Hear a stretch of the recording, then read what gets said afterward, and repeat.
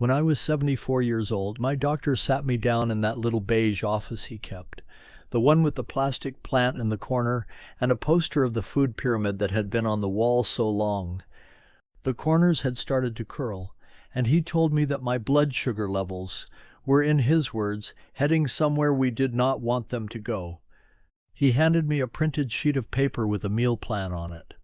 Low fat, low sugar, lots of whole grains. He was a kind man. He meant every word. I followed what he told me for 8 months. My numbers barely moved. He adjusted things, added a medication, then another. I buried him in 2018. My blood sugar as of last Tuesday was 94. I want to sit with you for a while today, friends. I am not going anywhere. I am not here to sell you a single thing. I am not going to ask you to click a link or buy a supplement or sign up for any program. I want to tell you what I eat every single day, one food, and what has happened inside my body in the 15 years since I started. That is the whole purpose of this. What you do with it is your own business, but you deserve to hear it from someone who has actually lived inside this body for 89 years. Not from a physician who is 44 years old and has never once felt his legs go uncertain beneath him. From me, from someone who has been exactly where you are. I was born in 1937 in a small town in rural Georgia. I have cooked my own meals every single day of my adult life. I walk 2 miles every single morning before the neighborhood wakes up. I tend my own garden. I live alone. Nobody hovering over me, nobody managing my plate or my schedule or my medications on my behalf. I sleep through the night. I have never needed a nursing home, and I am not planning on one. I hold no medical degrees. What I hold is 89 years inside this body, and that may be the only credential that actually matters for what I am about to share with you. So stay with me. Because what I am going to tell you is not complicated, but I want to give you the full picture. The wrong turns, the things I tried that made no difference at all, the morning something changed, and the one thing I do now without fail, every single day for 15 years running. There is something happening to blood sugar in people our age that most of the conversations around us never quite name plainly. I am going to name it. When you get past 65, your body begins handling glucose differently than it used to. The cells become a little slower to respond to insulin. The pancreas has been working for decades without a rest. Things shift in ways that your doctor's charts can measure, but your lived experience feels long before any appointment. That heaviness after a meal, that foggy, hollow feeling mid-morning, the numbers that crept up so gradually you almost did not notice until suddenly they were not gradual anymore. Here is what I want you to hear, and I want you to really hear it. Your body is more forgiving than you are being told. It is designed to heal. It is remarkably resilient. What it needs is the right help, not more pills stacked on top of pills, not another printed sheet of paper from a system that is built to manage your numbers and not to ask what is underneath them. Real, quiet, consistent support, the kind that costs almost nothing and comes from your own kitchen. What I was living with, and I imagine some of you are sitting with something very like it right now, was a system that measured me and adjusted me and sent me home with instructions, but never once asked what was actually driving what was happening in my blood. My doctor was not a bad man, not at all. The system around him was not built to ask that question. So I asked it myself. I want you to know that asking it yourself at any age is not reckless. It is not defiance for its own sake. It is your right. Let me tell you about the years I spent getting this wrong, because I think those years are as important as the answer. The first wrong way was cutting everything. I became ruthless about it. Sugar completely gone, fruit gone, bread, pasta, rice, anything white, anything sweet, anything that tasted like it might cause a problem, gone. I sat at my own kitchen table and stared at food I did not want to eat. morning after morning, telling myself that discipline was the same thing as healing. My blood sugar went down a little. My will to get up in the morning went down considerably more. There is a kind of erosion that sets in when eating stops being something you look forward to and starts being something you endure. I was not willing to keep making that trade. The second wrong way was bottles, supplements. I will not name them because I am not here to shame anything, but I spent real money on promises. Some of them did very little that I could measure. One of them gave me stomach trouble for 6 weeks, and I stopped being able to sleep through the night. I was chasing a fix in a capsule, and the capsule was not listening to my body. It was listening to whoever had written the label on the back.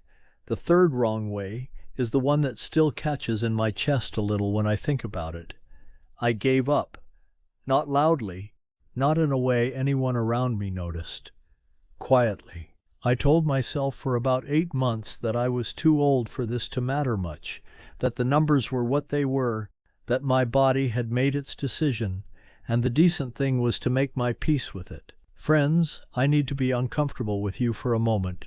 That voice, the one that says you are too old, that your body has already made up its mind, that waiting is wisdom, that voice is not your friend. That is not peace. That is disappearing slowly and calling it acceptance. I was not willing to accept that. One morning I stood in my own kitchen. The sun was just coming up. I remember the light on the linoleum, and I made a quiet, fierce decision that I was going to figure this out on my own terms in my own home, under my own power. I refused to accept that this was just aging. I never looked back from that morning. What I found was not a miracle. I am going to say that plainly, and I am going to mean it. There is no miracle in what I am about to tell you. What there is a practice. One food I eat every single day, and a handful of habits built around it. Simple enough that I have kept them up without interruption for 15 years. Let me walk you through all of it. The food is lentils. Every single day in some form, a bowl of soup, a side dish at lunch, sometimes stirred into my eggs in the morning, with onion and a little olive oil, lentils, every day without fail. That is the headline. Now let me tell you why it is not as simple as it sounds, and why most people who try it stop before anything can happen. Lentils are what nutritional researchers call a resistant starch. That means they do not behave the way ordinary carbohydrates do inside your body. Instead of breaking down quickly and sending a surge of sugar into your bloodstream, they move slowly and deliberately through your digestive system. Researchers at Harvard T.H. Chan School of Public Health have documented how legumes and resistant starches slow glucose absorption and blunt the kind of insulin spikes that, over time, wear the system down. They feed beneficial bacteria in the gut. They keep you full for hours without the crash. I noticed within about a week of eating them consistently that the foggy, hollow feeling I used to get mid-morning had started to ease. Within 3 months, the difference in how I felt day to day was something I could no longer attribute to coincidence. Here is the wrong way most people eat lentils. They have them once, they feel fine, they get busy, they forget, they move on. That is not how this works. The National Institutes of Health research on resistant starch and insulin sensitivity is clear that consistency is what matters. A small serving every single day does more over time than a large serving eaten occasionally.